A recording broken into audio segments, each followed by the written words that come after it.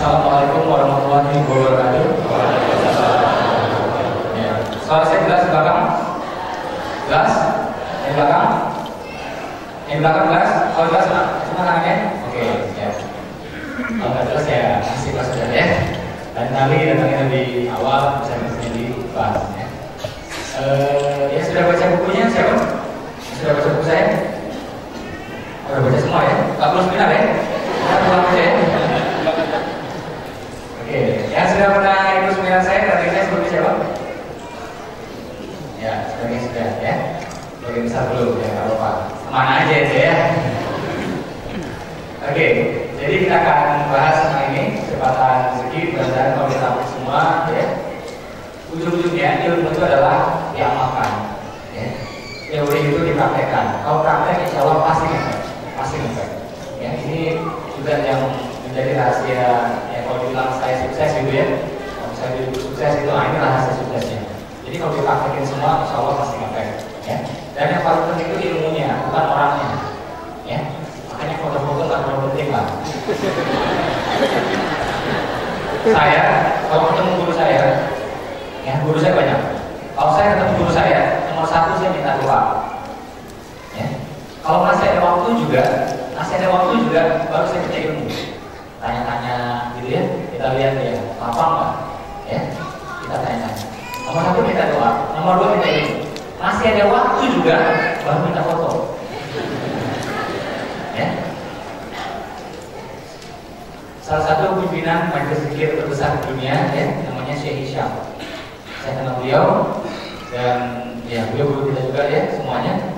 Itu dia menyesalkan orang-orang Indonesia itu kalau ketemu gurunya apa yang pertama foto, bukan minta doa, bukan minta yang lainnya. Foto gak ada fadilahnya, ya, minta ilmu, minta doa ada fadilah. Kan boleh nggak kanak-kanak ya boleh, saya pun juga boleh juga.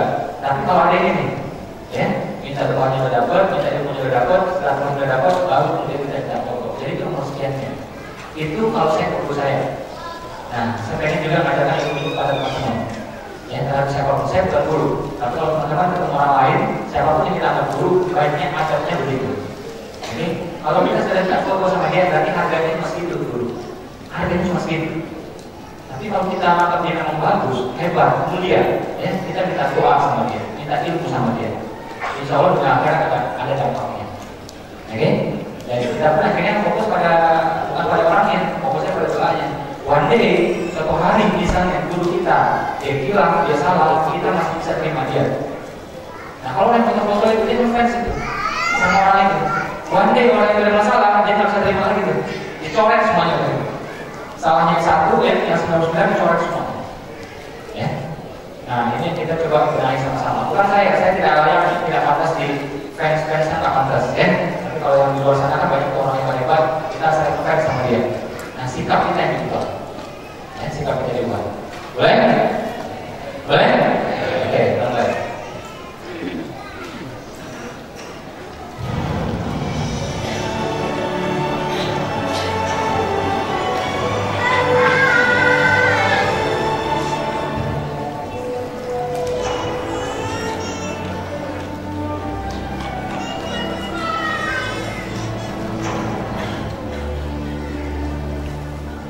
Ya, mungkin teman-teman yang membawa anak kecil mungkin bisa duduknya agak bagian belakang boleh ya. Agak bagian belakang boleh ya. Ya. Saya sebenarnya itu sangat senang ya, kita ke masjid itu sangat senang. Cuma memang salah satu hal yang nggak bisa dikontrol di masjid itu anak kecil. Ya. Saya sangat suka sama anak kecil. Bisnis saya TK ya, sama anak-anak, dan semuanya. Tapi jujur aja saya bilang, suara anak kecil itu setengah acara yang kira-kira nggak? Nggak?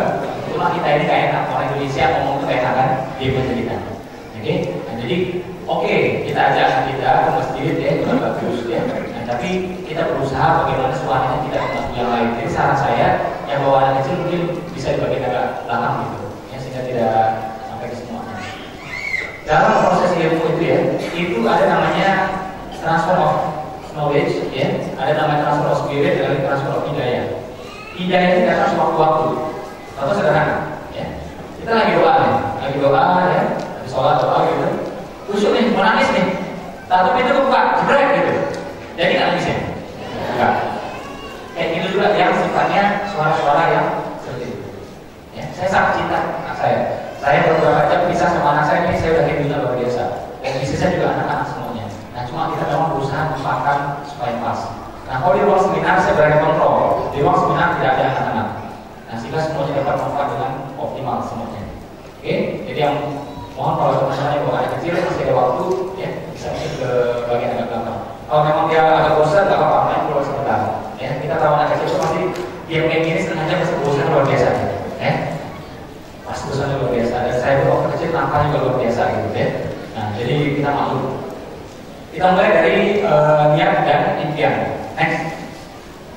Jadi kenapa kita harus ya punya niat, punya impian untuk kaya? Ya, setidaknya ada 5 alasan. Kita lihat Nabi, ya Nabi Muhammad. Nabi Muhammad kaya? Hah? Kaya. Nah, makanya kalau ada perayaan Maulid Nabi, menurut saya itu sejarahnya masih konkret, yang sepotong-potong. Nabi itu pernah miskin, pernah kaya. Cuma saya udah puluhan tahun, ya, udah puluhan kali dengar itu Maulid atau acara apapun, selalu ceritakan Nabi itu sisi miskin ya, tuh. Miskin ini terus, harus saya berimbang, pernah miskin, pernah kaya. Oke? Nah, kalau dicek lagi, miskinnya berapa tahun? Miskin cuma 3 tahun. Ketika dia di boykot, ketika dia di embargo, itu yang susah. Jualan susah, beli-beli juga susah. Nah, itu dia yang miskin itu. Dan banyak lagi sejarah dia yang kaya, tapi dia sangat sederhana sehingga terkesan miskin. Ambil contoh, makanan dia kasih orang, ini puasa. Nabi itu sekali sedekah saja, ya, sekali sedekah aja, ini dalam hadis yang kuat ya, itu sekali sedekah jebret nasi kambing luar biasa banyaknya sampai kambing itu memenuhi lembah. Ya, jadi sangat-sangat sederhana. Makanya tidurnya pakai alas daun, ya, makanan ya seperlunya aja, karena juga sampai nggak masak, ya.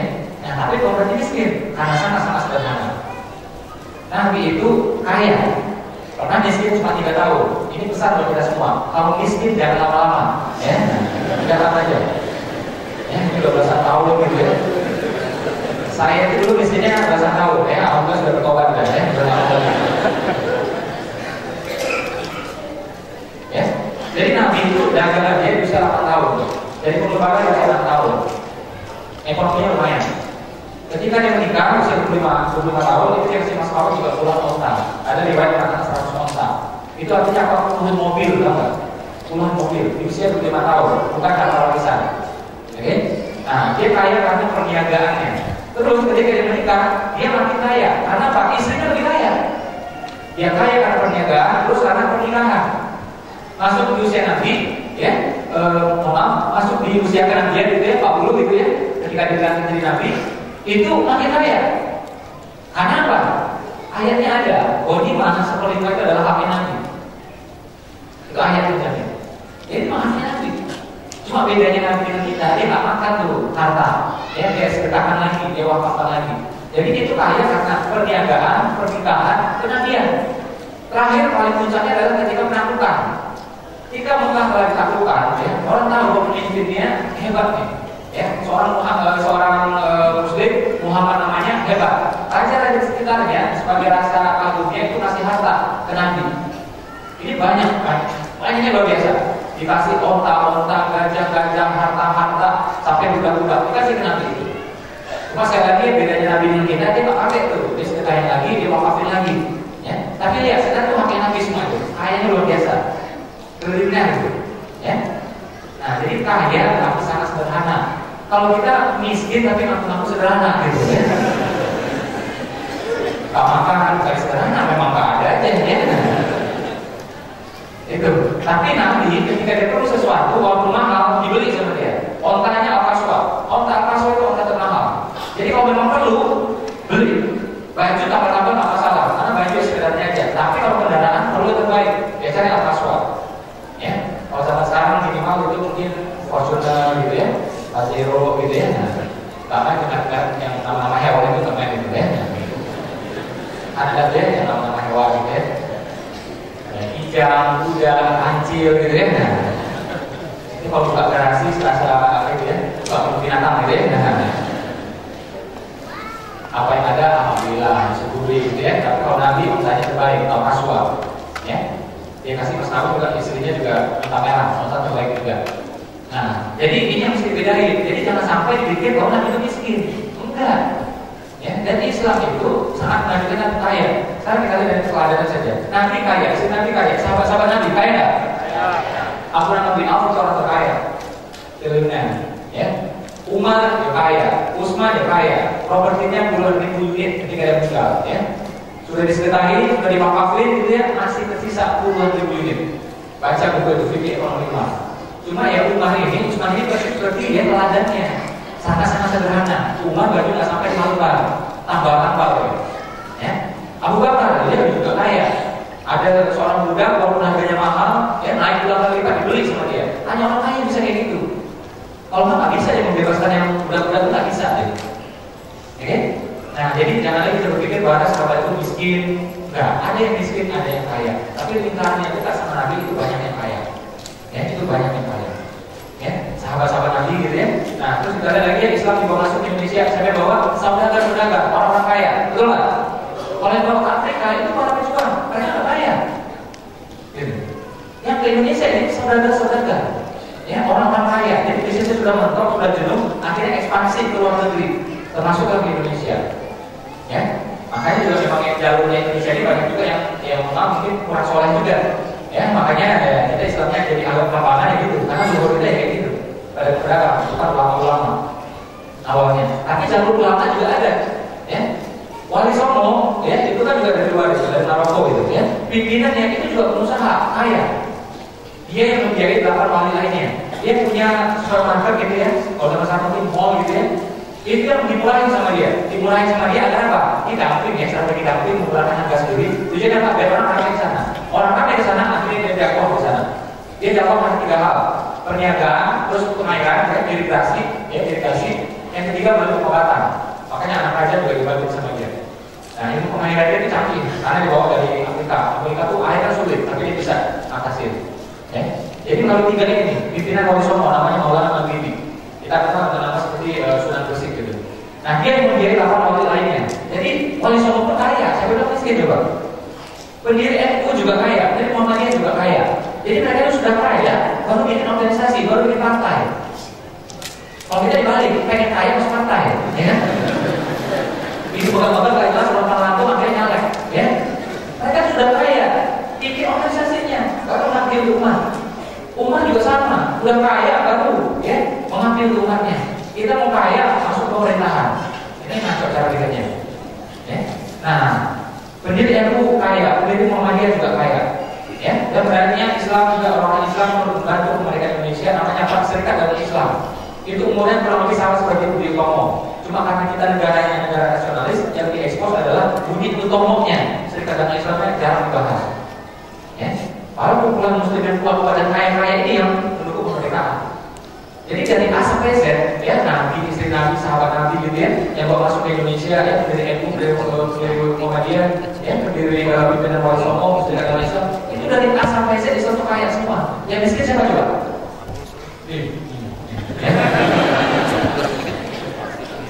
Kita hanya nih yang miskin, oke?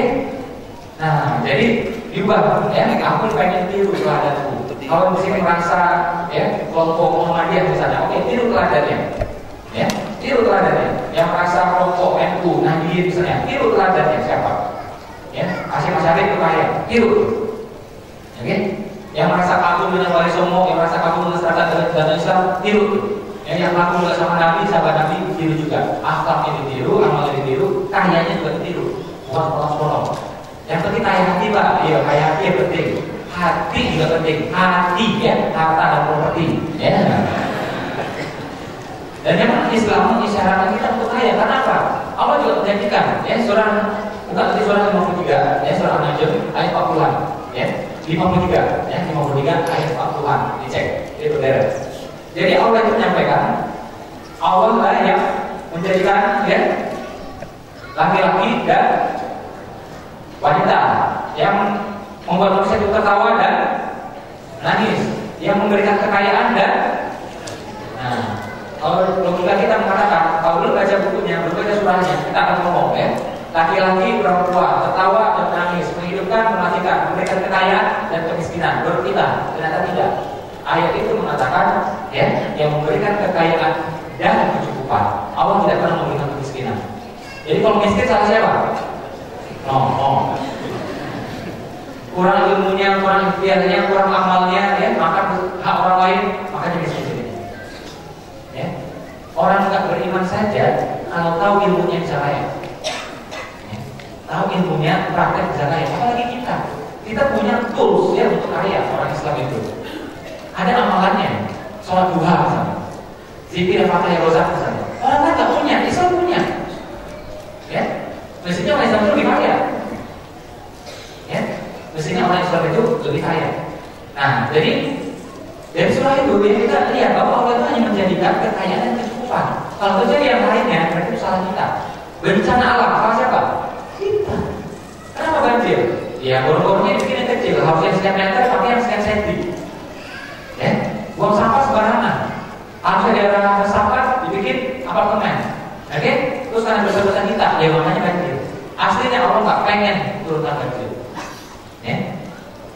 Ayatnya itu jelas. Kenapa bencana terjadi karena tangan manusia. Makanya Umar waktu itu ketika terjadi musim kemarau panjang, apa yang dilakukan oleh Umar? Dia semua orang sholat tobat. Ya? Begitu selesai sholat tobat, nah kemudian baru terjadi lagi. Ya? Nah jadi kalau kita sakit, tabrakan, handphone hilang, rugi, bangkrut, miskin, susah, ya bencana alam, introspeksi. Apa salahku? Aslinya Allah pengennya kita ini semuanya senang. Ketika Adam pertama kali diceritakan, senang gak dia? Senang. Mau apa aja ada, mangga ada, apel ada, semuanya ada, benar gak? Mau minta PlayStation ada, ya? Soalnya PlayStation mau lewat kan? Ya? Mau minta apa? Camry ada, BMW ada, ya? Semuanya ada. Apa yang terjadi kemudian? Dia korup, benar gak? Dia korup, dia mahal sesuatu yang bukan haknya dia. Akhirnya apa? Keluar dari sana, keluar dari kenikmatan tersebut. Akhirnya mau manja saja, harus apa? Harus ditanam dulu, ditungguin dulu, dirawat dulu, dipetik dulu, dipotong dulu, baru bisa makan mangga. Ya, manusia juga sama, kita juga sama. Ya, kurang lebih gitu ya, kurang lebih kita juga sama. Aslinya Allah tuh pengen kita tuh hidup itu nikmat, senang semuanya. Ya, karena kesalahan-kesalahan kita, orang-orang sekitar kita, jadinya makanya seperti ini. Ya, Allah nggak pengen terjadi bencana alam, Allah nggak pengen terjadi kelaparan. Allah nggak pengen terjadi peperangan, tapi karena tangan kita akhirnya seperti ini. Oke? Nah, jadi itu dari Allah ya, kekayaan dan kecukupan. Terus kita lihat lagi. Dan kalau kaya itu memang lebih memudahkan syukur. Idealnya kaya bersyukur, miskin pun bersyukur. Tapi kalau kaya lebih mudah syukurnya, benar nggak? Kalau kita tinggal di rumah, rumahnya bocor, bawahnya banjir, anak sakit, nggak bisa berobat, makan juga susah. Idealnya harus bersyukur, benar nggak? Tapi yang sulit memang. Sulit, ya. Nah, jadi rezeki ya yang berupa sampai keberlimpahan itu memudahkan syukur kita, Terus, Islam subhanallah memang menganjurkan kita untuk kaya. Amal-amalnya, ya, itu menuntut kita untuk kaya. Haji, umroh, akikah, kurban, ya, zakat, sedekah, ya, itu menunjukkan bahwa kita harus mampan finansial. Gak bisa kita zakat kemudian kere. Kalau kere zakatnya itu. Bikin pesantren, bikin sekolah, ya, bikin masjid, bikin Islamic Center, bikin rumah sakit Islam, itu perlu duit semuanya. Niat baik aja nggak cukup. Ya? Nah, dan memang kalau spesifik ya umroh, haji, akikah, kurban, zakat, gitu ya, itu memang hanya ada di Islam. Ya? Haji zaman sekarang berapa? 30 juta, 40 juta. itu nanti 10 tahun. Kalau plus berapa? 120 juta. Kalau kere gimana coba? Ya, berangkat harus ya bareng suami istri. Artinya mesti punya 200 juta. Keluarga ditinggalkan juga mesti cukup. Ya, berarti mesti punya 200 juta lebih coba bayangkan. Ya. Dan BKN selesai nggak? Belum selesai. Ada cerita yang lain. Namanya apa? Menghajikan orang lain. Berangkatin orang berhaji. Waduh, angkanya berapa lagi tuh? Ya. Dan ingat, haji itu hukumnya apa? Rukun itu di atas wajib. Karena kalau rukun tidak terjadi, tidak sah tuh. Kayak sholat, nggak ada rukunnya, nggak sah sholatnya. Rukun Islam, ya, tidak diterapkan rukunnya berarti pikirkan, ya, pikirkan. Oh, tapi kan Pak untuk yang mampu Pak. Kalau saya cek, ya, ayatnya hadisnya semua amalan juga kalau mampu. Zakat kalau mampu, sholat juga kalau mampu, kalau nggak sholatin. Puasa juga kalau mampu, kalau nggak berarti dia. Kalau kita mau pakai kalau mampu semua, ya semuanya pakai kalau mampu gitu. Tidak mungkin kalau menurunkan sebuah hukum, ya, manusia itu tidak mampu, tidak mungkin. Jadi manusia diberi potensi untuk mampu. Buktinya apa? Banyak orang miskin akhirnya bisa berangkat. Karena dia sungguh-sungguh nabung, dia sungguh-sungguh ikhtiar, sungguh-sungguh doa, berangkat. Artinya semua kita sebenarnya bisa. Ya, artinya semua kita bisa sebenarnya. Allah beri kita potensi untuk mampu. Tidak mungkin Allah menurunkan hukum apalagi rukun kalau kita tidak mampu. Ya. Nah, gitu ya, haji ya, umroh luar biasa. Orang miskin bisa umroh nggak? Bisa, tapi tidak bisa mengumrohkan orang lain. Orang miskin bisa sholat nggak? Bisa, tapi tidak bisa bikin sholatnya. Itu bedanya. Nggak bisa buka eka khalifah, itu bedanya.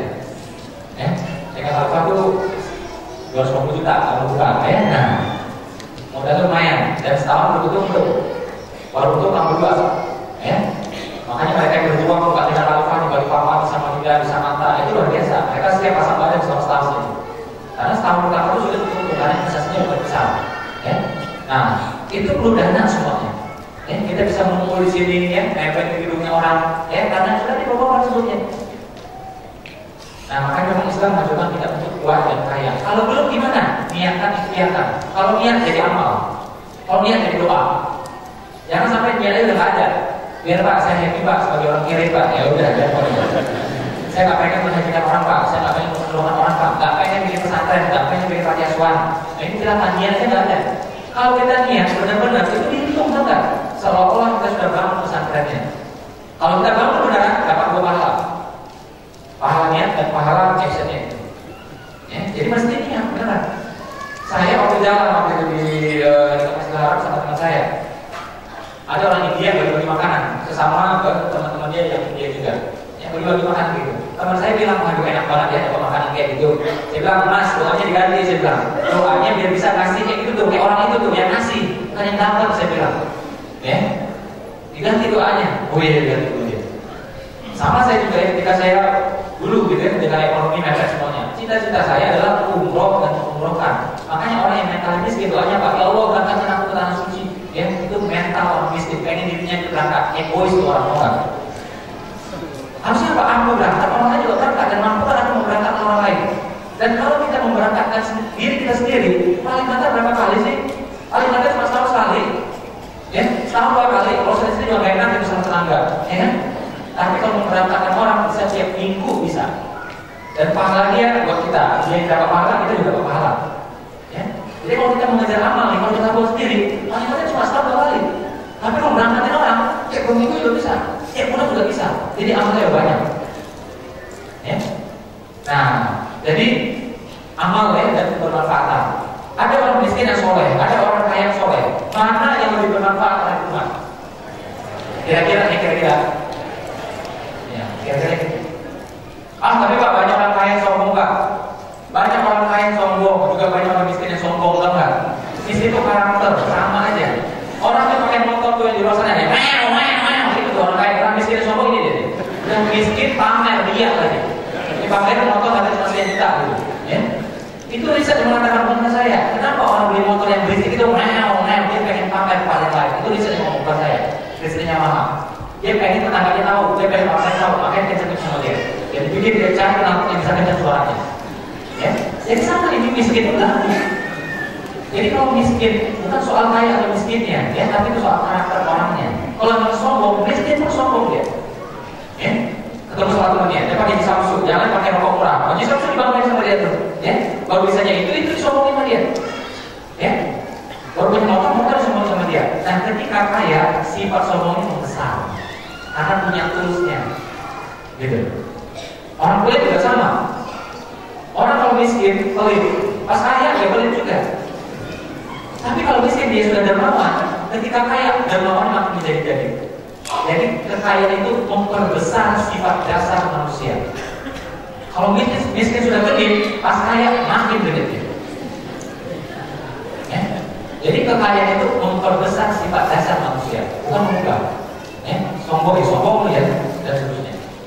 Ya, jadi jangan salahkan soal kaya atau miskinnya, soal karakter orangnya. Ya, soal karakter orangnya. Nah, banyak yang berputar-putar di kepala kita selama ini hari-hari sedang ya menggalakkan kemiskinan. Orang kaya masuk surga 500 tahun lebih lama. Orang kaya masuk surga pengungsi lebih lama. Saya cek hadis tersebut, lemah. Kalau sudah lemah, apa yang dibahas? Apa yang dibahas? Cari hadis yang kuat, masih ada kok. Cari hadis yang sahih masih banyak kok. Terus juga hadis yang sangat populer ya di masjid-masjid juga berputar-putar. Nabi pernah berdoa. Ya, ustaz-ustaz sering mendoakan ini. Ya Allah, jadikan aku golongan yang miskin dan masukkan aku ke surga bersama golongan yang miskin. Betul? Siapa yang dengar? Ya, nah, cek hadis tersebut. Nabi itu doanya, jadikan aku golongan yang kholil. Kholil artinya sedikit, bukan miskin. Kenapa jadi miskin juga? Karena ustaznya miskin, jemaah juga miskin. Ya, menghibur diri mereka semuanya. Ya. Cek hadisnya, Nabi berdoa agar menjadi golongan yang sedikit, golongan yang kholil. Masukkan aku ke surga bersama golongan yang kholil, golongan yang sedikit. Kenapa? Ayatnya menjelaskan, kebanyakan manusia tidak berpikir, kebanyakan manusia tidak mengetahui, kebanyakan manusia tidak beriman, kebanyakan manusia tidak bersyukur. Nabi pengen menjadi yang sedikit nih, yang bersyukur, yang beriman, ya, yang mengetahui. Ya. Nah itu banyak yang salah paham di kepala kita semuanya. Tapi udah Pak, orang kaya itu Pak masuk surganya mana? Saya tanya, pernah surga nggak ente? Betul. Orang kaya lama masuk surganya, yes, kalau hartanya bermasalah. Tapi kalau harta itu digunakan untuk kebaikan, akan mempercepat dia masuk surga. Kenapa saya berani ngomong kayak gini? Sahabat Nabi kaya, ya, pendiri MU kaya, pendiri Muhammadiyah kaya, Wali Songo juga kaya. Tidak mungkin gara-gara dia kaya, kita miskin semuanya. Dia kaya, akhirnya dia lama masuk surga. Kita duluan, tak mungkin men, tak mungkin men, ya.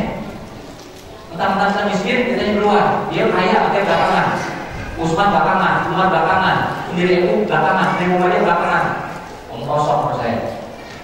Harta itu kalau digunakan untuk kebaikan justru akan mempercepat kita masuk surga. Contohnya sederhana, di surga itu ada pintu zikir, ada pintu Al-Quran, ada pintu puasa, macam-macam semuanya. Kita kaya misalnya, ada orang puasa kita kasih bukaan puasa, ada majelis zikir kita biayain majelis zikir, ada rumah tahfiz kita biayain rumah tahfiz.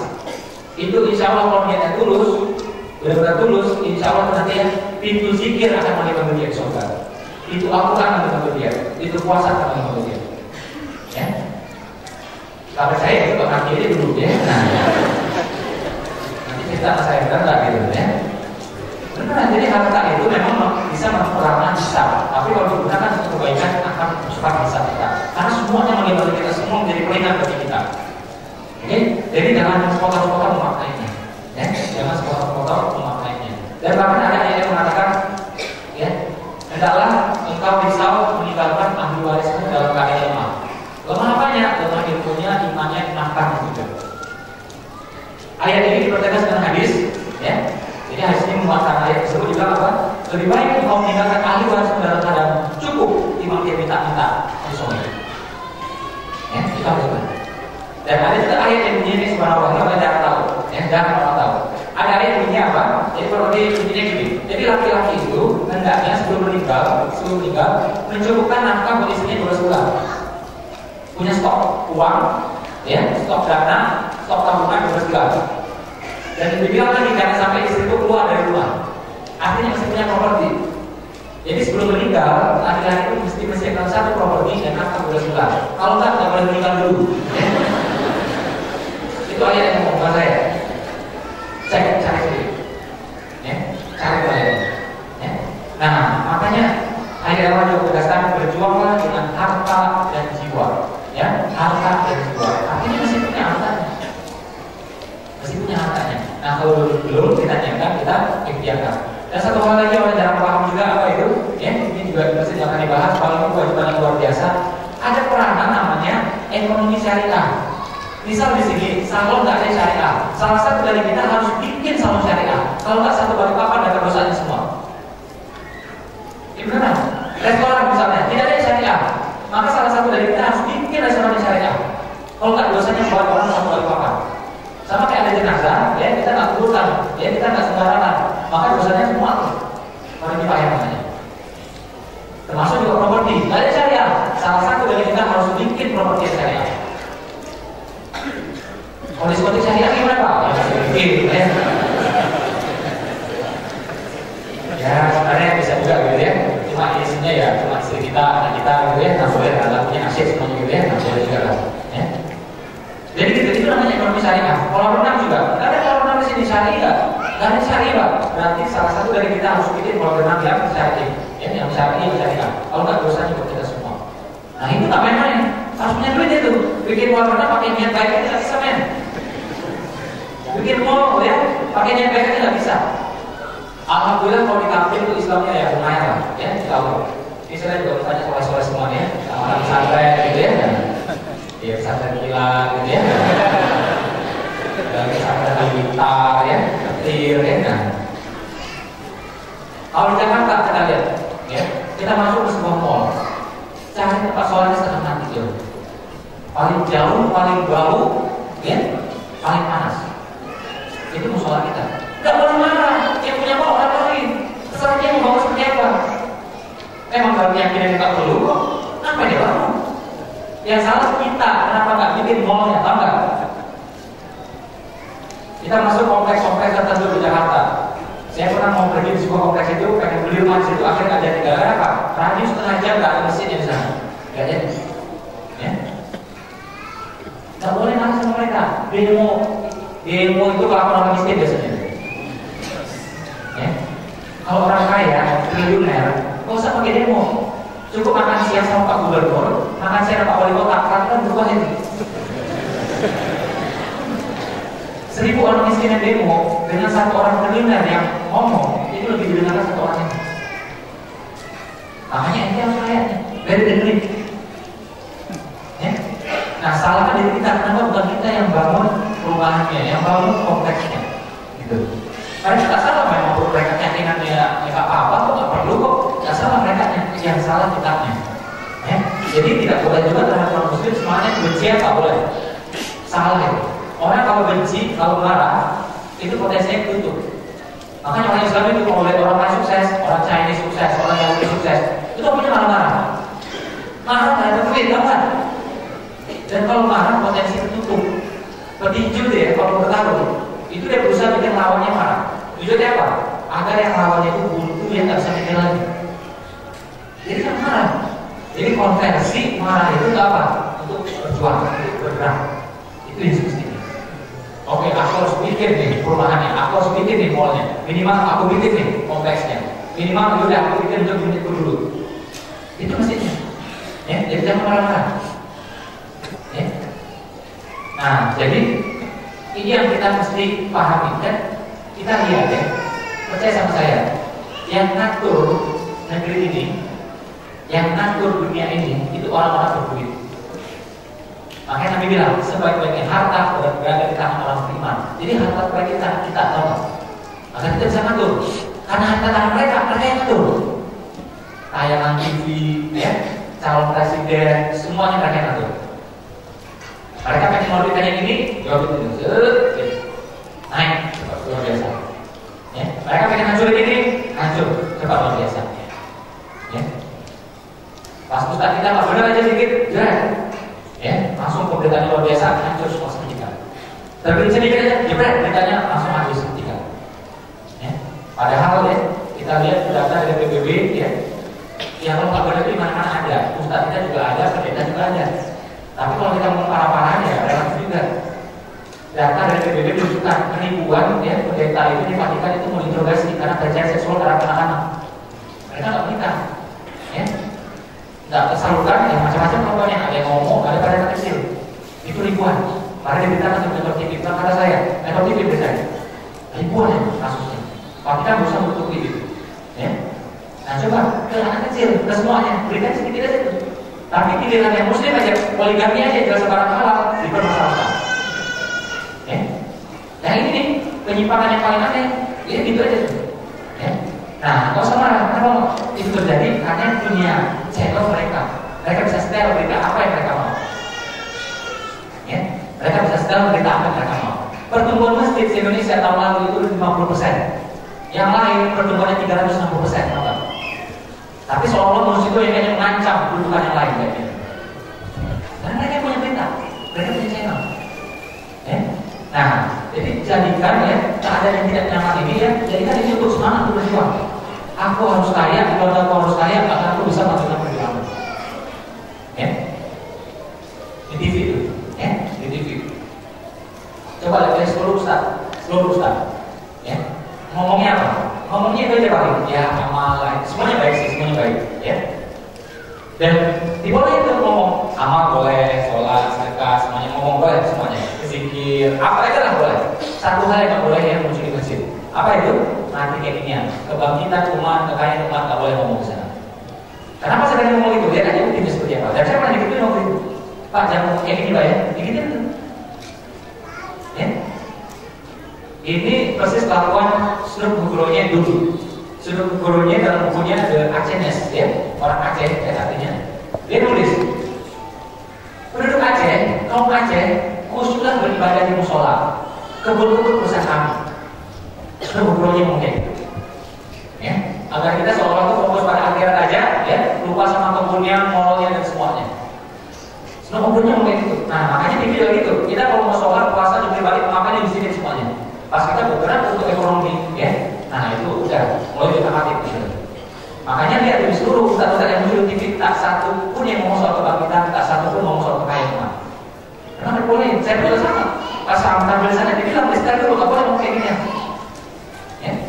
Nah, ini bikin kita panas. Ya, tapi saya bilang gitu, jadikan ketidaknyamanan ini ya semangat untuk berbuat. Kau sama marah, marah nggak gunanya? Ya, ini berbuat. Ya. Dengan kondisi sedemikian rupa, ya.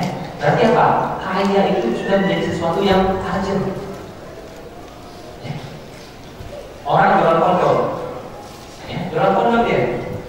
Ya dia nggak salah nggak jualan kondom, diizinkan sama negara, terus dia bisa gandeng menterinya, ya, diizinkan juga, terus dia promosi kondomnya. Salah siapa? Dia nggak salah, dari segi hukum negara nggak salah. Ya nggak, dia promosi, salah nggak dia? Nggak salah. Dia gandeng kementerian, salah nggak? Ambil dia, dan negara mengizinkan. Sementara kalau kita mau berjilbab peraturannya panjang, nunggu budget lah, nunggu SOP lah, dan semuanya. Kalau dibagi-bagi jilbab nggak ada budget katanya. Ya. Lihat kondisi seperti ini, apa kamu diam aja? Ya. Ketika pasar dikuasai oleh yang lain, Nabi bilang, sudah kita masih punya akhirat yang lebih kekal, balasan Allah lebih banyak, lebih kekal. Nabi nggak ngomong kayak gitu men. Dia ngomong apa? Ya utus Abraham bin Auf untuk kuasai balik ke pasar. Ya. Dan kita maka air dikuasai sama lain. Apa Nabi biarkan aja? Biarkan aja lah, kita masih punya akhirat yang lebih kekal, yang lebih banyak. Ya, tidak ada yang bisa menanti balasan akhirat bla. Enggak, Nabi nggak ngomong kayak gitu. Nabi utus Utsman untuk beli balik mata air. Ya utus juga Abu Bakar beli balik mata air. Dinaikkan harganya sampai belasan kali lipat, beli aja udah, nggak apa-apa. Belum bisa dibeli semuanya, ya udah beli satu hari. Satu hari beli kita, satu hari beli dia, satu hari beli kita, satu hari beli dia. Ya. Jadi gitu bergerak memang.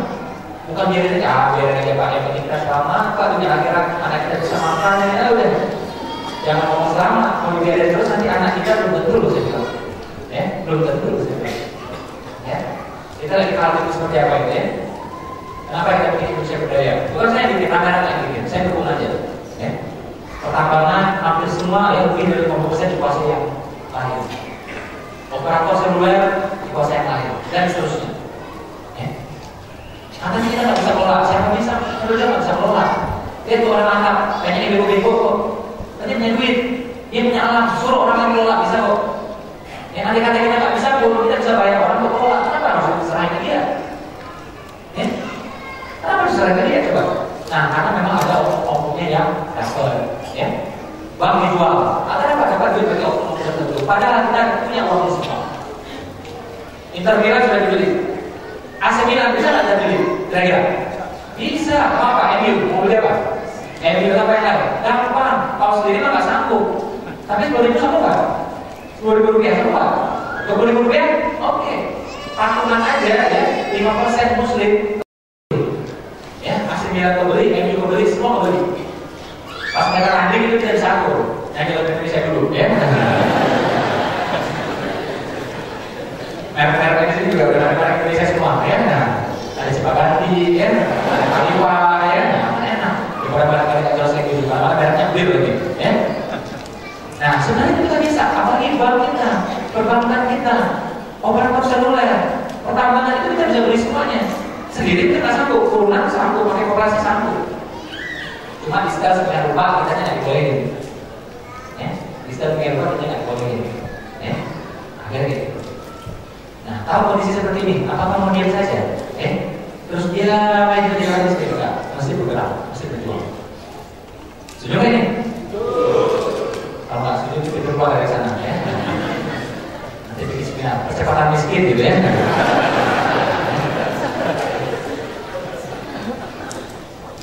Nah, memang berjuangnya nggak gampang, ya. Berjuang itu gampang, perlu proses. Tapi saya bilang setinggi-tingginya gunung, kalau didaki akan berada di bawah telapak kaki kita. Ya. Kaya sukses bukannya gampang. Tahun berjuang nggak dapat, 2 tahun berjuang pun itu dapat. Ya. Tapi kalau kita daki, ya lama-lama itu akan berada di bawah telapak kaki kita. Ya, kita lihat. Yes. Tolong suaranya.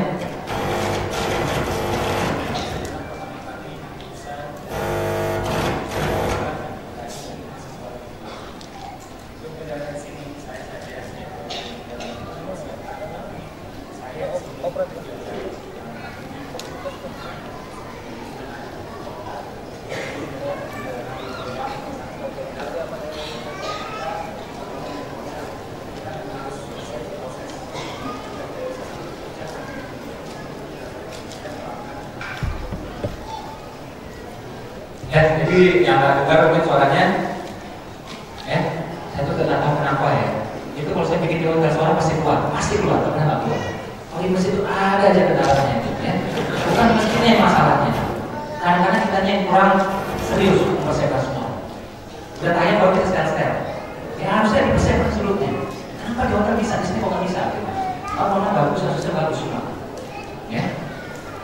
Jadi intinya yang saya sampaikan sini adalah jadi ya, walaupun misalnya ini kan puncak Kusina itu kan tinggi gitu ya, ada puncak Kusina, ada Kusina ya, itu mencapainya sana itu sampai 3 jam. Saya pun juga hampir kehabisan nafas gitu ya, ada juga oksigen tipis gitu. Tapi di dalam terus akhirnya nyampe juga. Ya, sukses juga sama. Ya, setinggi-tingginya gunung, kalau kita daki, ya akan berada di bawah telapak kaki kita. Ya. Nah, soal sukses, soal kaya juga seperti itu. Jangan berharap yang instan.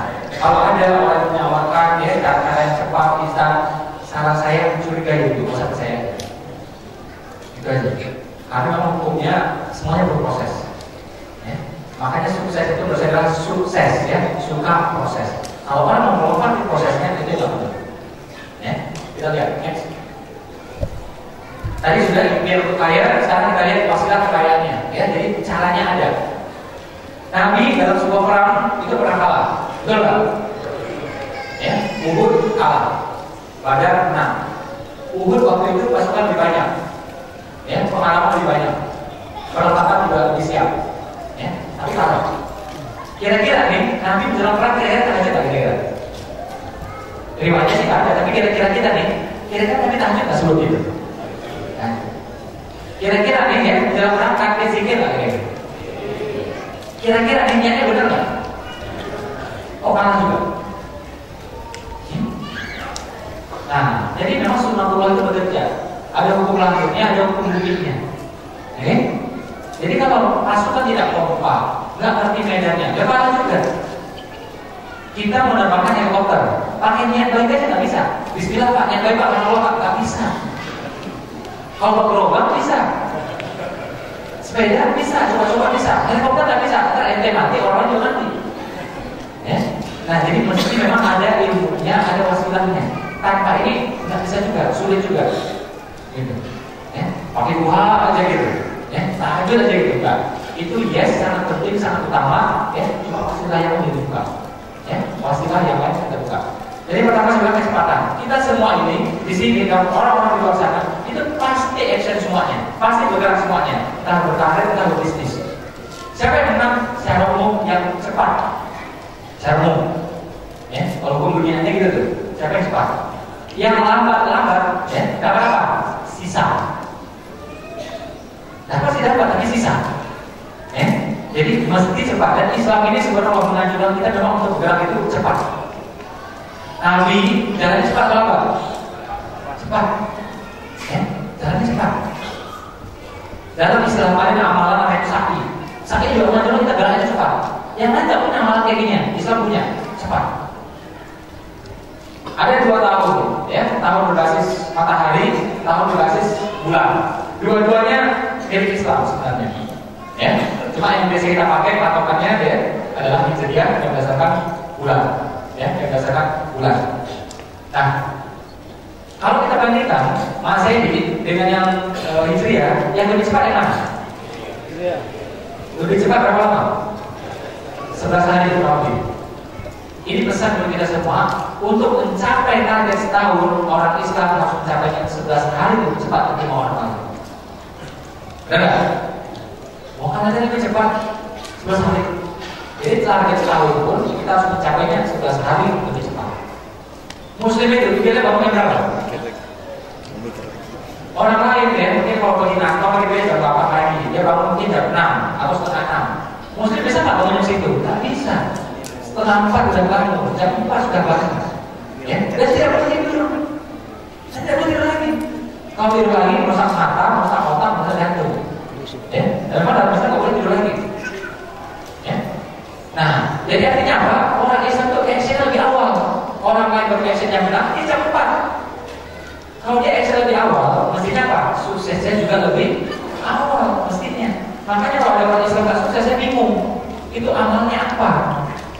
Nabinya siapa itu? Ya, nabinya mengajukan cepat, amalnya mengajukan cepat, tahunnya juga mengajukan cepat. Ya. Nah, makanya orang Islam itu mestinya suksesnya lebih cepat, lebih awal semestinya. Ya. Nah, ini kita mulai kesempatan. Kedua, memang wasilah yang kita buka adalah apa? Perniagaan, bisnis. Kalau aslinya kali-kali ini 9 dari 10 bagian kehidupan ada di perdagangan. Kalau bahasa kita 9 dari 10 itu rezeki adanya di perdagangan, bisnis. Artinya apa? 90% rezeki ya, itu haknya pengusaha. Betul nggak? Betul nggak? 90% buat pengusaha, 10% buat siapa? Investor, ya, buat investor. Ada berapa? Sisa, ya. Ya, beneran? Beneran saya bilang. Ya. Misal kayak Chevron gitu misalnya, ya, itu duitnya buat siapa semuanya? Ya, buat pengusahanya, buat investornya. Kayaknya sisanya aja, nggak seberapa totalnya. Ya. Nah, dan kita lihat juga ya, ada 100 orang terkaya di dunia. Ternyata 98 itu adalah pengusaha. Betul? Salah, 100% pengusaha benar. Ya. 100% pengusaha. Ya. Jadi memang ya, kalau bagi yang kerja, itu kan linear kekurangannya gajinya. Inflasi tiap tahun 10%, gaji kita naik nggak 10% tiap tahun? Kalau naik 10% baru mengimbangi inflasi. Nggak main-main dong. Tapi gimana Pak? Ya udah kalau keluar, belum berani Pak. Nah, kalau belum berani pakai jabatan yang lain. Namanya apa? Investasi. Umar juga bilang ya kepada orang-orang saat itu, wahai pekerja, jangan dihabiskan semua gajimu, jangan habiskan semua upahmu. Sebagian berikan kambing, sebagian berikan ladang. Kambing artinya aset produktif, ladang artinya properti. Ya. Jadi mesti aktif kita investasi. Udah tahu rezekinya kita bukan pengusaha, kita mesti buka jalur yang lain. Gak bisa dagang, kita investasi pada perdagangan orang lain, investasi pada bisnis orang lain. Wah, rumit Pak, bingung Pak, melihatnya waktu berpikirnya gimana Pak? Simpel aja, lihat saudara kita, lihat sepupu kita, ya, lihat keluarga kita. Siapa bisnisnya bagus, kita invest. Jadi dua syaratnya ya, orang yang bagus, bisnisnya bagus. Dan salah satunya, orang yang bagus, bisnisnya nggak bagus, nggak usah. Atau sebaliknya juga nggak usah. Jadi orang yang bagus, bisnisnya bagus. Saran saya mulai dari terdekat, keluarga kita. Nggak ada baru sahabat-sahabat kita lihat. Mulai dari sana. Nggak usah muluk-muluk. Ya, nggak usah muluk-muluk dari sana. Kalau nggak ada, baru kita cari keluar sana. Wah, tapi kan gede Pak, 50 juta, 1 juta, kita nggak ada duitnya Pak. Nggak ada juga, ya. Kita intinya properti ya, karena properti juga penting. Ini bahas ini bisa 1 hari 2 hari sebenarnya. Ya. Kalau nggak bisa properti juga, ya, reksadana. Reksadana itu murah, cuma ratusan ribu atau juta rupiah aja. Kenaikannya kalau dikelola dengan benar sama kayak properti. Ya, sama kayak properti itu cara tahu. Saya punya programnya, tapi nggak harus dengan saya. Teman-teman bisa cari sendiri, googling aja sendiri, beli ke manajer investasi, beli ke bank, ya. Kita kelola dengan benar itu naiknya sama seperti properti. Modalnya cuma ratusan ribu aja. Jadi misalnya nih, kita karyawan, gaji kita 2 juta. Nah, coba kalau 300 ribu disisihkan buat investasi. Di situ itu terus tuh. 5 tahun nilainya sama kayak orang yang berbisnis. Ya, jadi sambil kita bekerja di sini, ada uang kita yang bekerja. Ya, dan reksadana ini naiknya itu menyetarai ya, mengimbangi properti, mengalahkan emas, mengalahkan deposito, mengalahkan asuransi. Jangan jarang tahu. Ya, salah satu orang terkaya di Indonesia namanya Pak Sandiaga Uno. Kita tanya, Bapak uangnya kemana Pak? Investasi mana Pak? Reksadana. Hari tahun, ya, uang itu, di kemana duitnya? Reksadana. Ya, cuma dia cari bisnis lebih bagus daripada dia. Ya, mungkin di Indonesia, mungkin di luar negeri, gitu. Ya, nah, silakannya ya ilmu bisnis itu.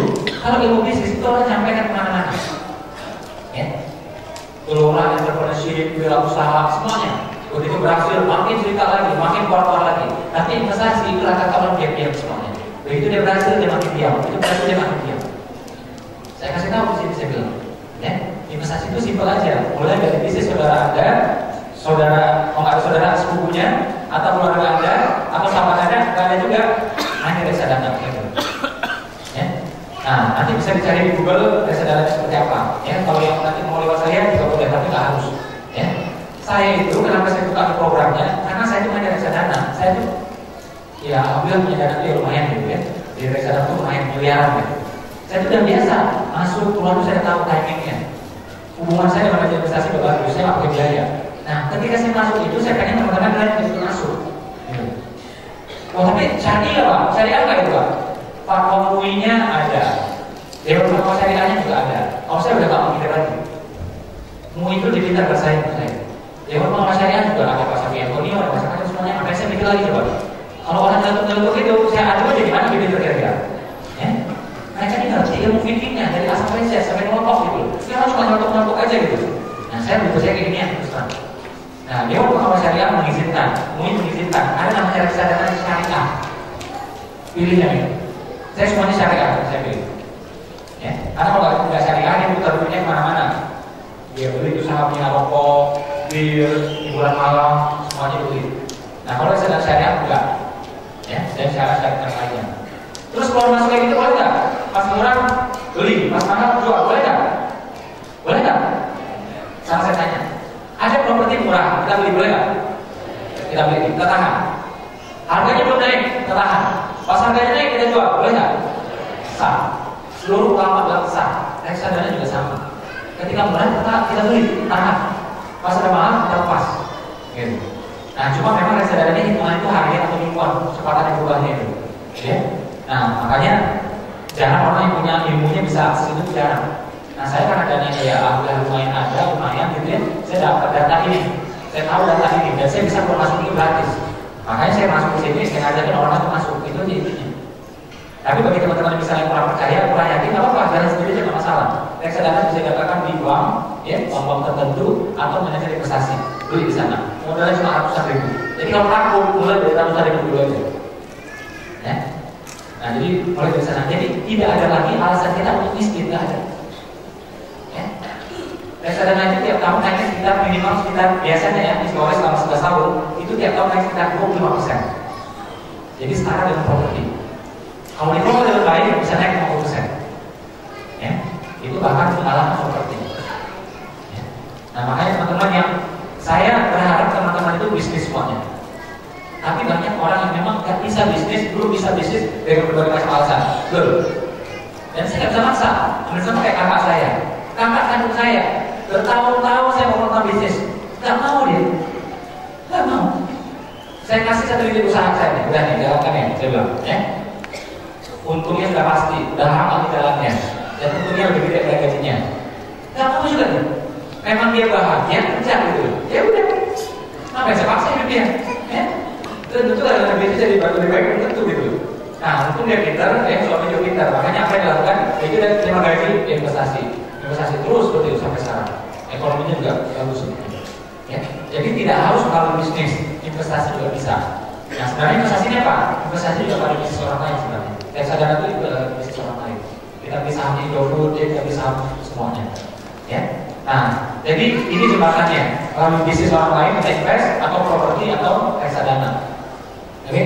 Properti ini pun ada caranya nih sebenarnya, bagaimana dengan uang yang minim atau tanpa uang kita bisa beli. Bisa.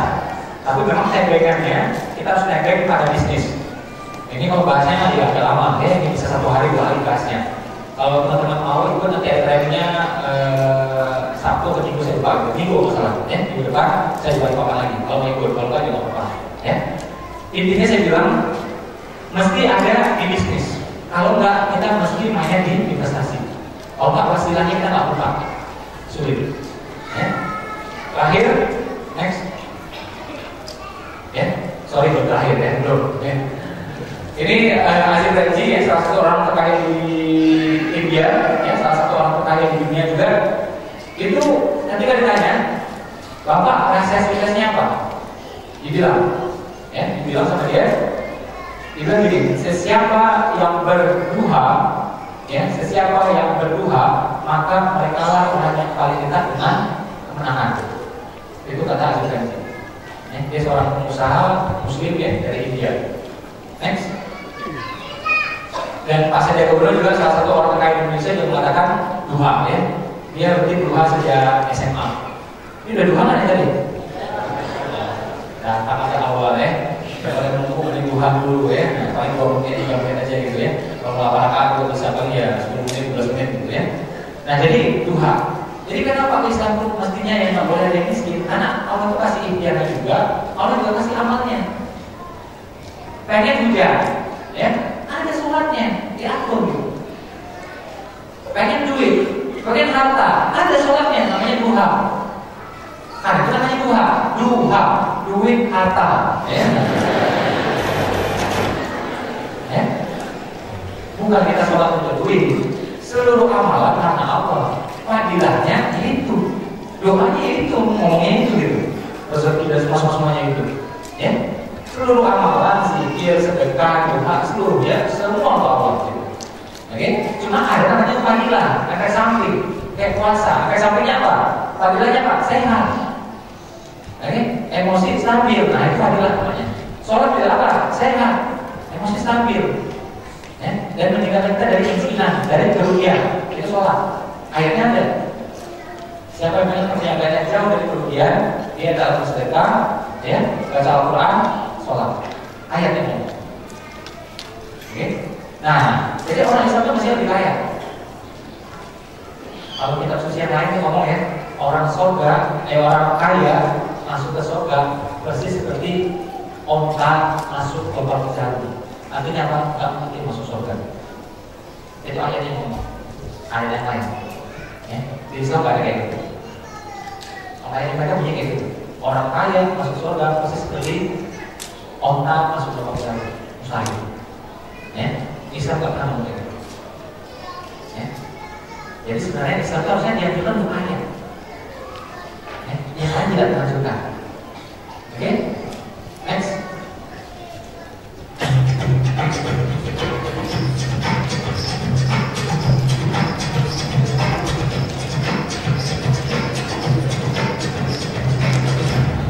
Ya. Ini rumus tentang duit 7D. Ya. Dagang, doa, firman, sedekah, zikirnya yang mana yang roza, termasuk zikir yang lain, sampai dengan duit tambah dahsyat. Kenapa dahsyat? Kita nggak capek kejar-kejarnya. Duit yang kejar-kejar kita. Duit itu kakinya 4, kita kakinya 2. Kalau kita kejar dia, capek kita. Tapi coba bayangkan duit yang kejar kita. bingung gitu, ya. Lagi tidur ditransfer, oke? Lagi liburan ditransfer. Nah itu namanya kejar duit. Ya, ini disebut dengan dahsyat. Ya, dahsyat beneran, bukan dahsyat yang di SCTI, bukan, ya. Nah. Kita ini aneh, bencong aja dilihat, bingung saya. Ya. Kenapa ratingnya naik? Karena kita lihat. Makin kita lihat, makinnya ratingnya. Terus tanpa kita sadari, anak-anak kita niru. Anak-anak itu meniru, kan? Ya.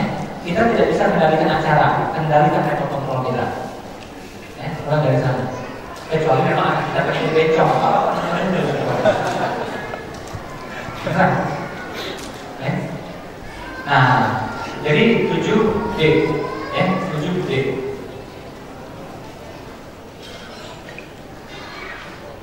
Dagang, ya. Nggak ada namanya kerja, nggak ada dagang. Kalau nyambi-nyambi gimana Pak? Sambil kerja, sambil usaha. Saran saya jangan. Nanti cacat integritas. Nggak fokus, kerjanya nggak beres, gaji nggak seberapa, dan bisnis juga nggak bisa seberapa. Tapi kan belum berani Pak desain, belum berani. Ya udah investasi makanya. Itu jembatannya sudah. Nanti kalau investasinya mencukupi, mulai menghasilkan baru berhenti. Kalau memang mau usaha juga. Tapi emang saya nggak berani Pak. Ya udah saya terus nggak masalah juga. Kayak kakak saya, abang saya nggak tetap kerja, kemudian uangnya bagus juga. Ya, jadi itu jembatan yang jangan nyambi-nyambi. Kalau nyambi-nyambi itu cacat integritas. Kita lagi kerja, handphone bunyi, orderan. Gimana coba? Tidak boleh di tempat kerja kita mengerjakan sesuatu yang lain. Kita harus kerja menurut si pemberi kerja. Itu hadisnya ada. Hadisnya ada. Nah, kalau kita langgar juga itu cacat integritas. Dan kalau kita kerja nyambi-nyambi, percaya sama saya, nanti sunatullah terjadi. Kita ketemu karyawan yang juga nyambi-nyambi kayak kita. Saya selesai. Saya udah ngalamin soalnya. Nah, jangan ini terulang lagi buat teman-teman. Ya, jadi jelas makomnya masing-masing. Jadi kayak harimau di hutan, kucing di rumah, burung di pohon, sudah. Jangan pilih-pilih nggak keluar. Harimau masuk di pohon, ngapain coba? Kerja. Karyawan, pengusaha gitu. Dan saya udah lihat dalam mata saya di mana-mana yang nyambi-nyambi itu nggak seberapa. Sementara kalau dia fokus kerja, investasi hasilnya bisa mengalahkan mereka yang nyambi-nyambi kerja. Tentu yang paling optimal dia resign ya, buka usaha sendiri dari nol. Tapi itu beresiko, bukan gampang. Saya 4 tahun berjuang. Kalau sanggup dengan ini silakan. Dan yang usaha itu resiko dipindah semuanya. Dituntut sama preman, dituntut sama polisi, dituntut sama pajak, semuanya, tahu nggak? Belum lagi tentang persaingan, belum lagi makhluk gaib, macam-macam semuanya. Saya pernah buka kuliner di sini dan tutup, itu beneran dikirimin sama orang. Saya sih nggak sanggup bisa menghadapi, Pak. Saya sih nggak sanggup, makanya tutup kita. Ya, namanya pengusaha hadapin semuanya, tahu nggak? Polisi baik, nanti ada oknumnya nggak baik. Pajak itu boleh, ya, tapi ada oknum pajak itu yang nggak benar. Namanya pengusaha hadapin itu semuanya. Ya. Nah kalau sanggup menghadapi itu silakan, kalau nggak sanggup ya udah. Ya. Jadi jangan cengeng. Pas gagal menyalahkan orang lain, menyalahkan partnernya, menyalahkan ininya. Namanya pengusaha itu tanggung jawab kita semuanya, minta kita semuanya. Jalan atau nggak jalan, beli franchise sekalipun, BO sekalipun. Ya. Apalagi BO kan namanya beli putus, business opportunity. Ya. Itu tanggung jawabnya kita semuanya. Gua nggak ada royalti kok. Ya. Franchise juga sama, itu tanggung jawab kita juga. Kita bayar lagi lebih 2%. Artinya apa? Tanggung jawab dia kalau kita cuma 2%. Pas gagal kita nyari dia, yang konyol kita itu. Ya. Nah itu konsekuensi pengusaha. Dan saya tunjukin statistiknya padanya. Namanya usaha itu dari nol, termasuk juga business opportunity, itu 90% gagal pada 2 tahun pertama. Itu ngomong Forbes, bukan saya ngomong. Ya. Jadi mesti siap dengan resiko itu. Jangan pas gagal nyalain orang, nyalain partner, nyalain karyawan. Kok gagal Pak? Kenapa karyawan saya bagus Pak? Yang milih dia siapa coba? Ente yang milih. Kenapa gagal itu Pak? Mitra saya Pak, partner saya Pak, kabur Pak. Yang milih dia siapa coba? Ente yang milih. Tanggung jawab. Pajaknya kegedean Pak. Kalau ente mau pajak ya udah, jadi hutan, di gua, gitu ya, dalam batu, karena pajak tuh. Nah, jadi ini bisnis ya, dan siap dengan konsekuensinya. Enggak, saya nggak mau ngomong mulu-mulu. Bisnis itu ada konsekuensinya, memang nggak gampang. Kalau siap, ayo fight, oke? Nah, kemudian doa, kemudian duha, ya. Duha ini singkatan juga, ya. Duha, doa khusus pengusaha, ya. Nah, dalilnya ada, ya, dalilnya ada. Terus derma, ya, sedekah, ya. Sedekah itu jadi gitu loh. Uang itu kalau berhenti di kantong kita, di dompet kita, itu nilainya turun, boleh berhenti. Kalau digerakkan, nilainya naik. Bagaimana cara menggerakkannya? Soalnya dua, dagang, derma. Karena uang derma atau uang bahasa Inggrisnya currency berasal dari kata arus. Artinya uang itu mesti bergerak terus menerus. Kalau berhenti, nilainya turun. Kita tabung, merosot kena inflasi. Karena zakat. Uang kita 200 juta, kita diamin aja, kena pajak, kena inflasi, kenapa lagi kena zakat. 21% potong dari 200 juta. Tapi kalau 200 juta ini kita putar dalam bisnis, dari bisnis itu untung 10 juta, berarti yang kena pajak yang mana? 10 juta. Yang kena zakat yang mana? 10 juta. Yang kena zakat 7 juta. Oke? Nah, itu cara Allah yang mempenalti orang-orang yang memerah duitnya. Karena nggak ada manfaat. Begitu dia gerakan, ada manfaat. Makanya zakatnya lebih kecil. Oke? Nah, makanya uang takdirnya memang harus digerakkan. Jadi air itu baik, udara itu baik, darah itu baik kalau dia bergerak. Air akan rusak nilainya, udara akan rusak, darah akan rusak kalau dia berhenti. Uang juga sama, mesti digerakkan terus menerus. Oke? Seperti arus, currency arus, mata uang arus. Mesti bergerak terus menerus. Nah, melalui dagang, melalui sedekah, ya, melalui sedekah. Nah, jadi memang sedekah ini memang tempelannya, ya, tempelannya gitu. Makanya orang ateis pun kalau sedekah hasilnya membaik. Benar? Jangan kan Muslim, orang ateis sekalipun, ya, kalau dia sedekah, sedekahnya bekerja. Kenapa uang bisa kembali lebih banyak seperti itu? Ada logikanya. Jadi kalau misalnya kita beri uang 50.000 misalnya, 100.000 misalnya, padahal nggak mampu. Nah, kalau nggak mampu ini dengan 100.000, akhirnya apa? Dia bisa beli makanan. Akhirnya apa? Rumah makan hidup, supaya beras hidup, ya, supaya garam hidup, supaya ada air hidup, petani hidup, peternak hidup. Ini yang menyentuh 700 sisi kehidupan. Sedekah kita tadi itu, 700 ini yang balik dan kita, ya. Nah, makanya memang sedekah itu, ya, efeknya jangka pendek atau jangka panjang itu membaikkan rezeki kita. Dan setiap sedekah pasti dibalas, betul nggak? Pasti. Nggak pakai insya Allah. Nggak pakai apa? Nah, nggak pakai insya Allah. Wah, ini kalau benar masih begini, masa nggak pakai insya Allah? Semua ada juga insya Allah. Pertanyaan saya, Allah yang menjanjikan, mungkin nggak Allah manggil? Mungkin nggak? Nah, mungkin tidak mungkin menyangkal oleh sendiri. Jadi pasti, ya. Terus ini sifat, lama janji ya, itu sifat. Allah bilang ya, Allah Maha Besar. Boleh nggak kita ngomong? Insya Allah ya, Allah itu Maha Besar, boleh nggak? Allah pasti Maha Besar. Itu sifatnya. Sama kayak ini ada janjinya, ada sifatnya, ini masih bagus. Dan kalimatnya di seluruh ayat yang ada di dunia ya. Engkau sedekahkan, engkau nafkahkan, engkau belanjakan, langsung kalimatnya maka. Tak pakai cara yang lain. Ada tuh, engkau sedekahkan, maka akan berbalas sekian. Asalkan engkau ini sedekahkan. Kalimatnya cuma itu, engkau nafkahkan, maka misalnya itu langsung sudah. Tak pakai cara lain. Bahkan tahajud saja, tahajud hebat. Tahajud hebat. Tapi kalimatnya kalau dalam Quran dibilang apa? Mudah-mudahan kamu akan berada di tempat yang terpuji. Jadi masih mudah-mudahan. Kalau sedekah tak satu pun hadis yang lain mengatakan mudah-mudahan, nggak ada.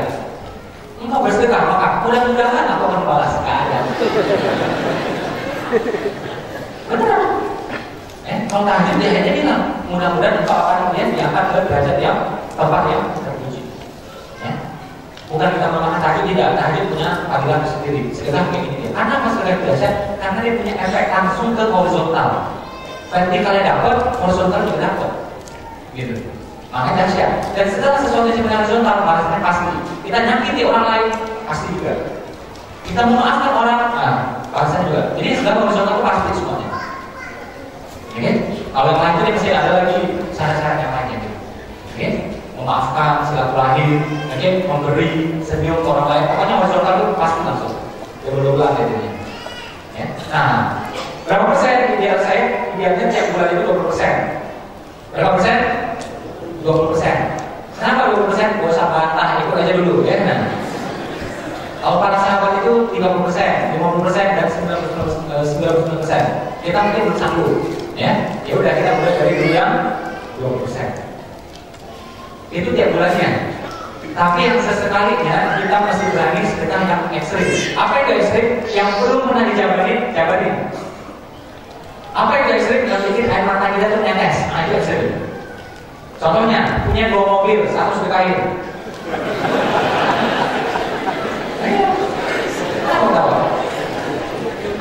Punya 2 rumah, 1 sedekahin. Punya 2 motor, 1 sedekahin. Punya 2 ekor, 1 sedekahin. Apa sulitnya? Atau misalnya gini, ya, oh nggak punya Pak, ekor cuma 1 Pak, sedekah 1 lagi nggak bisa Pak. Ya udah tabungan coba saya, 50% sedekahin. Allah nggak hitung nilainya sebenarnya. Allah hitung apa? Keseriusan kita, kesungguhan kita, itu aja. Kalau kayak gitu dong, gimana misalnya? Sungguh-sungguhnya dapat, benar nggak? Sungguh-sungguhnya dapat, karena dengan Allah kita dapat ini pas waktu sungguh-sungguh. Kelihatan dengan mata sudah, apalagi Allah ya. Memang benar, tapi efeknya itu. Kalau pengen perubahan nasibnya ekstrim, coba sedekah yang ekstrim. Kalau kita sedekahnya linear, perubahan nasib lebih linear deh. Aman gitu. Tapi kalau pengen ekstrim, coba yang ekstrim. Ya, ekstrimnya itu sedang. Apa yang bikin kita tuh rasanya berat luar biasa sampai kita nangis, ya? Coba ya. Kalau gitu nggak ikhlas Pak, nggak ikhlas itu sebentar doang. Besok udah lupa, tenang aja, ya. Besok kalau lupa, pasti lupa. Saya awal-awal sedang dia itu nggak terus emang. Tapi 2 hari lupa, 3 hari lupa beneran, udah selesai.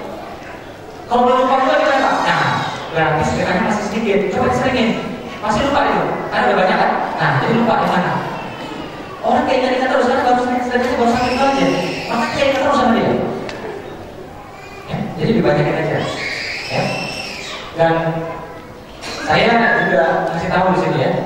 Sedekah itu ya, itu memang efeknya luar biasa. Saya tiap tahun dia naik gitu, begini tuh. Nafas saya naik, nafas saya naik. Tahun berikutnya saya naik lagi, makin naik lagi.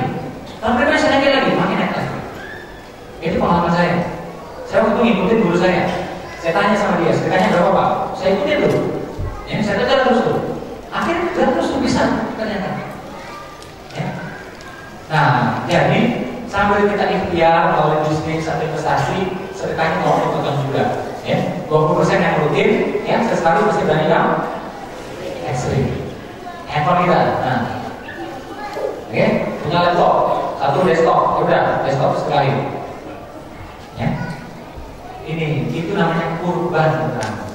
Kurban itu apa ya? Kita mengorbankan perasaan kita, bukan beda aja. Ya, jujur nih, kita suka nggak sama duit? Suka nggak? Benar? Nah, kalau kita berusaha sedekah yang ekstrim, kita berusaha yang kurban, artinya apa? Kita berusaha membunuh rasa cinta berlebihan terhadap harta. Kita lepasin, ya, walaupun dengan berat. Kita lepasin dulu, ya. Dan menariknya, ya, ini yang saya takjub gitu ya. Harta itu kalau kita paksa lepas seperti itu, ya, harta itu dia pengen balik sama kita, ya, pengen dipertuankan sama kita. Ya, dia pengen kita yang memiliki dia. Karena kita tuh kan kayaknya gengsi sama dia tuh, ya.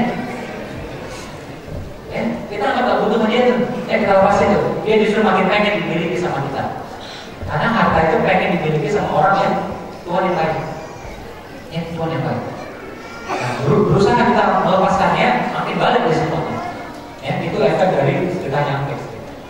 Saya udah ketemu banyak orang ya yang mengalami ini, ya, testimoni itu terjadi. Nah, saya pengen juga teman-teman mengalami semua. Terutama, saya bilang ya, terutama yang lagi mengalami masalah-masalah yang berat, penyakit-penyakit yang berat, utang yang membelit, oke? Nah, mungkin sedekah yang banyak udah nggak bisa, habis semuanya berbayar utang. Apa yang sedekah itu? Cincinnya sedekah itu, kalungnya sedekah itu, oke? 50% saldonya sedekah itu, handphone satu-satunya sedekah itu. Apa nggak capek masalah mulu? Apa nggak capek utang mulu? Apa nggak capek sakit terus juga? Nah, sambil kita berikhtiar, coba sedekah yang ekstrim. Ini juga akan mengikis masalah-masalah yang dengan cara yang ekstrim, insya Allah. Intinya kita ini sama Allah ini kita mencari ridhonya. Ya, Allah itu menilai kesungguhan kita. Itu aja ini. Sedekah ekstrim itu menunjukkan kesungguhan kita. Jadi kalau ditarik semua nih, dagang, doa, duha, derma, zikir, insya Allah sama dengan duit dan dahsyat. Yakin? Yakin? Berapa persen keyakinannya? Oke, otak kanan, langsung praktek. Kita sedekah sama-sama, boleh? Boleh? Bukan buat saya, bukan buat panitia, tidak 100% kita salurkan melalui budget bapak melalui masjid ini. Nanti kita boleh tanya ke Bapak. Boleh? Boleh? Ya. Kalau boleh, silakan action taruh uangnya di depan sekarang di sini. Ya, atau kasih ke petugas-petugas yang sekitar kita. Yuk, silakan. Makin segera naruhnya, makin segera balasannya. Bertele-tele itu balasannya. Ya. Luruskan niatnya, naikin angkanya. Ya. Taruh uangnya. Ya. Saran saya coba lah ya, kita sedekah yang ekstrim. Yang belum kan dijabarin gitu. Ya. Uang boleh, barang boleh, cincin, kalung, handphone, silakan. Ya. Iya, di bagian ibu-ibu ada panitia? Tidak. Kalau ada, alhamdulillah. Ya, yang sebelah depan taruh aja uang di depan. Ya, yang sebelah depan ya, dua baris depan ini masih bisa dibawa taruh di depan aja nih. Yang di tengah-tengah kasih ke ambil-ambilnya semuanya. Ya. Ini saya satu saya pun tadi bayar di ruangan ini datang sini enggak. Ya. Saya cuma ganti uang transportnya aja. Ya. Jadi saya di sini sedekah tenaga saya, sedekah ilmu saya, teman-teman juga berusaha sedekah ke semuanya. Nanti disalurkan ke Indonesia Berdaya, melalui Bapak, melalui masjid ini. Ini nanti dikalian boleh tanya ke masjid. Oke? Ini orang anak-anak fitnahnya macam-macam. Pikir saya cari duit dari sedekah juga, ya. Macam-macam ya. Kalau orang ngomong itu kita lain ya, saya bilang ya. Nanti itu lebih doakan saya audit. Tanya saja gampang. Jadi jangan fitnah, jangan bermusim, langsung aja audit, gampang. Ya, teruskan niatnya naikin angkanya. Sedekah dia boleh, orang-orang boleh. Ya, Nabi pernah sedekah orang-orang, sahabat juga pernah sedekah orang-orang. Yang penting niat kita dijaga. Ya.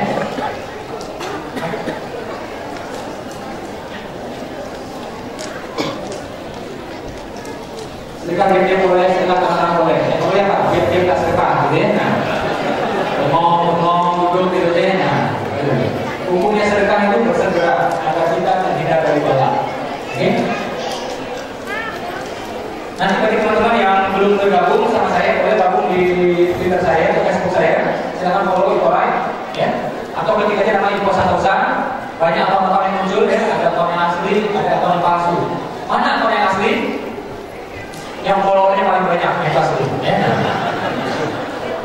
Oh, di follow sama Pak SBY, nah itu asli. Di follow sama Pak Minta Beriawan, nah itu asli. Ya. Di follow sama Pak Aher, ya, nah itu asli. Kalau yang lain-lain itu palsu-palsu mempunyai adalah apa gitu ya. Kita pilih yang asli aja ya.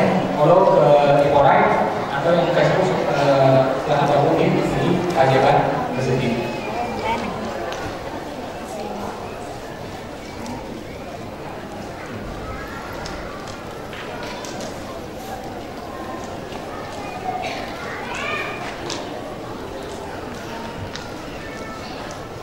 Ya.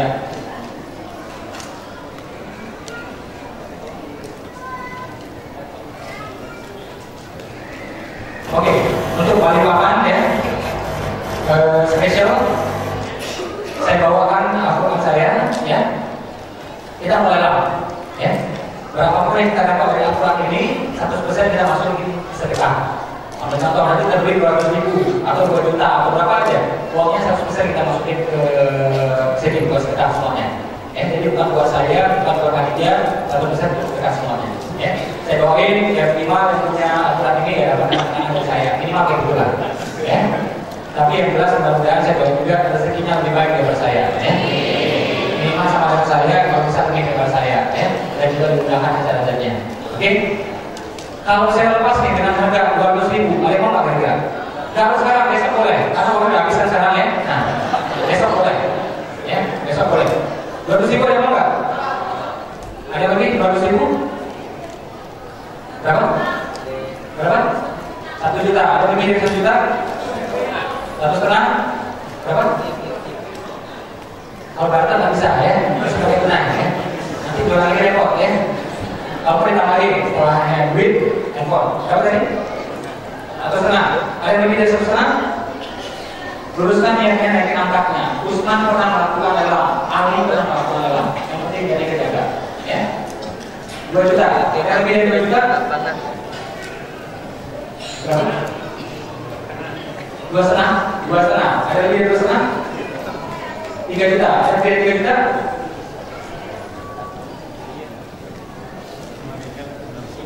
5. Ada lebih dari 5? Rukun Islam itu kan 5 ya. Tapi rukun iman itu 6 ya. Cuma Allah cuma angka 7 ya. Ada langit 7 ya.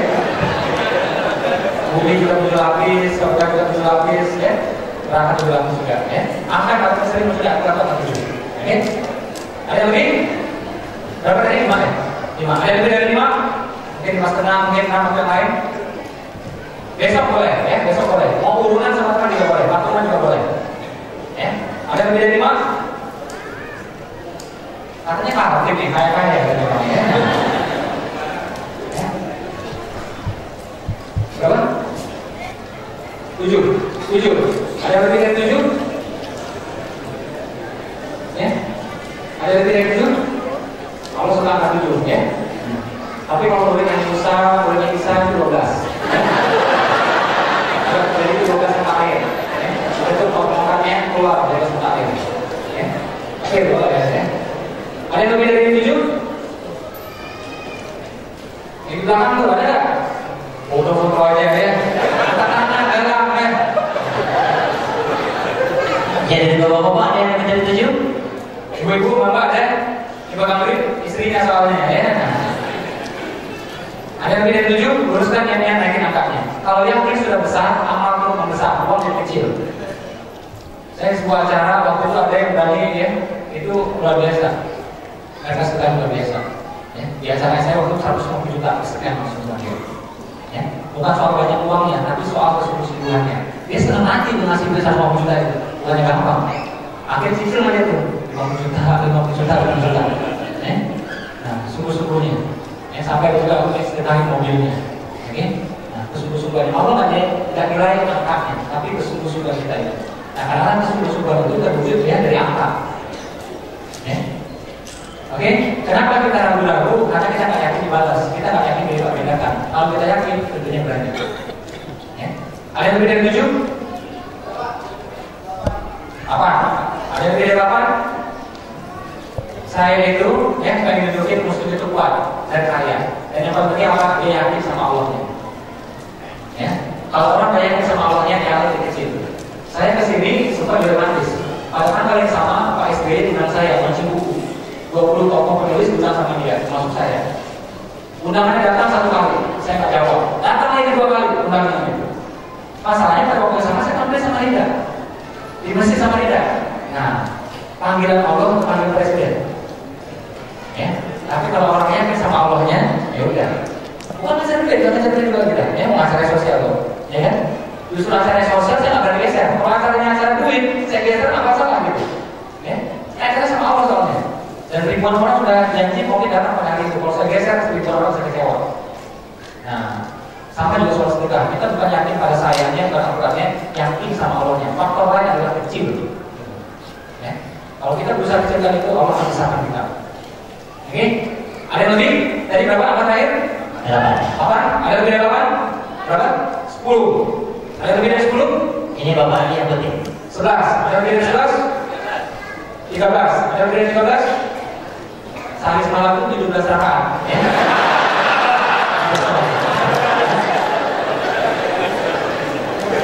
Ada lebih dari 13? Luruskan niatnya, naikin angkanya. Ya, insya Allah kita bisa menginspirasi sama orang lain. Kenapa amal itu boleh diam-diam, boleh terang-terangan ya sebagian ya? Itu bisa menginspirasi orang lain. Makanya azan terang-terangan, sholat berjamaah terang-terangan, saat ini umroh terang-terangan. Sedekah boleh diam-diam, boleh terang-terangan. Kalau zakat bahkan harus terang-terangan, nggak boleh diam-diam. Ya, kurban juga harus terang-terangan. 13, ada yang lebih dari 13? Ada lebih dari 13? Mungkin 13 senang. Mungkin berapa gitu?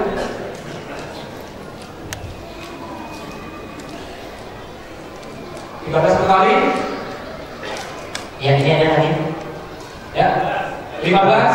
15. Ya. Itu sholat subuhnya tinggal gitu ya. Dari awal. 15 itu kan subuhnya ke bawah gitu ya. Ada yang lebih dari 15?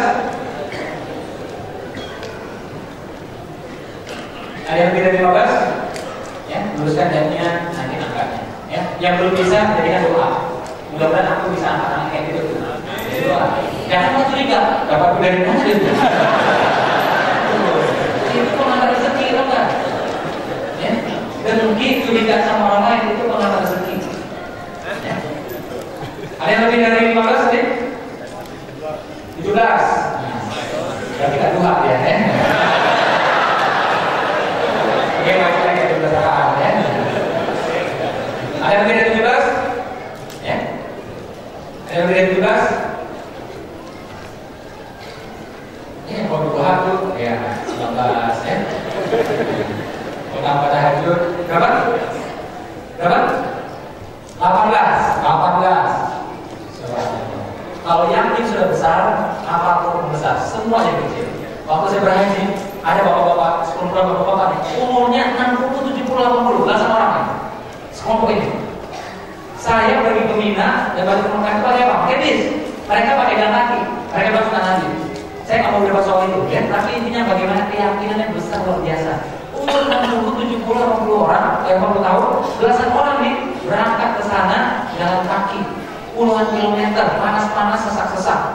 Karena keyakinan sudah besar, ya, amal pun besar. Semua yang kecil, ya. Nah makanya tadi sudah kecil, apa sudah kecil, karena yakinnya sudah besar. Oke?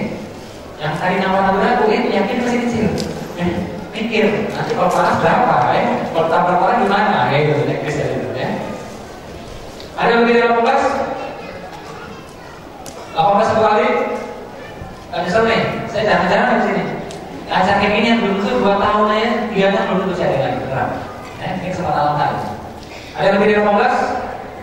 Nanti yang ini juga saya undang ya, siapa yang dapatkan masukan ini, saya undang untuk ikut nanti training ahad minggu depan, ya. Jadi bisa ngobrol sama saya. Ada yang lebih dari 18? 18 satu kali? Berapa? 20, ya. Ya. Kalau soal berdoa itu lebih bagus tuh 27 derajat.